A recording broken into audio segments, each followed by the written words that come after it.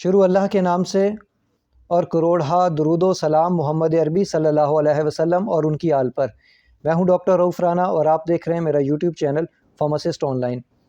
Blood pressure के अक्सर मरीज़ों को डॉक्टर कहते हैं कि आप कम नमक का इस्तेमाल करें और जितना मुमकिन हो सके कम नमक इस्तेमाल करें, लेकिन कुछ मरीज़ बेजा एहतियात करते हैं और वो कम नमक को यानी कि लो साल्ट को नो साल्ट समझ लेते हैं और वो नमक का इस्तेमाल बिल्कुल तर्क कर देते हैं।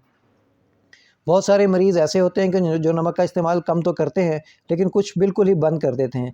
इससे कोई एडिशनल फ़ायदा या एडिशनल जो है बेनिफिट कोई नहीं मिलता, बल्कि बाज़ औक़ात नमक की कमी बुरे नुकसानात भी देती है, बुरे असरात भी देती है जिस्म के अंदर।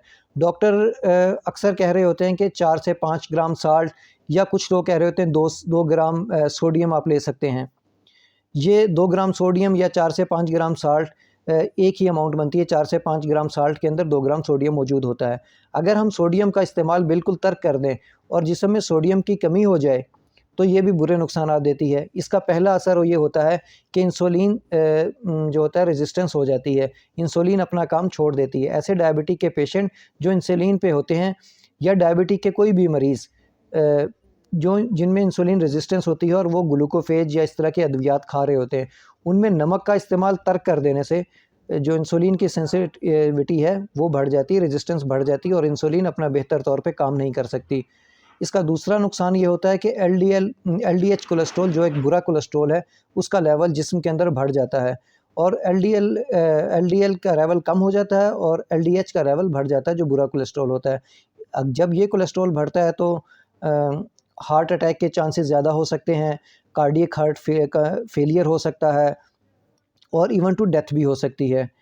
और तीसरी जो अगली है वो उसका ये नुकसान ये होता है कि शुगर की वजह से भी डेथ रेट ज़्यादा हो सकता है। इसकी वजह यही है कि चूँकि इंसुलिन की रेजिस्टेंस बढ़ जाती है और दूसरा एलडीएच कोलेस्ट्रॉल बढ़ जाता है, तो ऐसे पेशेंट जो शुगर का शिकार होते हैं उसमें death rate due two diabetes वो भी बढ़ जाता है। अच्छा, एक और वजह ये होती है कि सोडियम का जो लेवल है वो जिस्म के अंदर कम हो जाता है, जो कि वैसे ही बहुत ख़तरनाक होता है। इस सूरत में ये सोडियम का लेवल खून के अंदर कम होना एक मेडिकल इमरजेंसी है। इसमें ये होता है कि इंसान का जो बैलेंस है वो बरकरार नहीं रहता, इंसान को बाज़ औक़ात सही तरीके से नज़र नहीं आ रहा होता, उसको चक्कर आ रहे होते हैं और कुछ सूरतों में दिमाग की सोजिश हो सकती है, एडीमा हो सकता है और आप गिर भी सकते हैं और बाज़ औक़ात मौत भी वाक़या हो सकती है। इसलिए एतदाल के साथ इस्तेमाल करें, जिस तरह हमारे इस्लाम ने हमें कहा है कि हर चीज़ एतदाल के साथ इस्तेमाल करें। आप नमक का इस्तेमाल कम करें लेकिन बिल्कुल तर्क ना करें।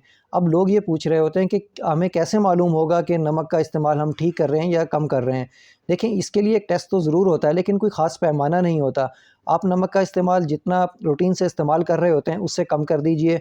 ओवर जो हम छिड़क रहे होते हैं नमक वो ना करें। चिप्स वगैरह और इस तरह की चीज़ें, केचप, इसका इस्तेमाल ख़त्म कर दें।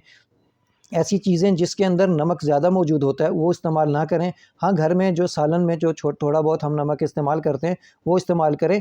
मज़ीद एहतियात करनी हो तो थोड़ा सा उसकी क्वांटिटी को कम कर दीजिए, लेकिन इसको बिल्कुल ख़त्म ना करें। इसके ख़त्म करने से मज़ीद नुकसानात हो सकते हैं।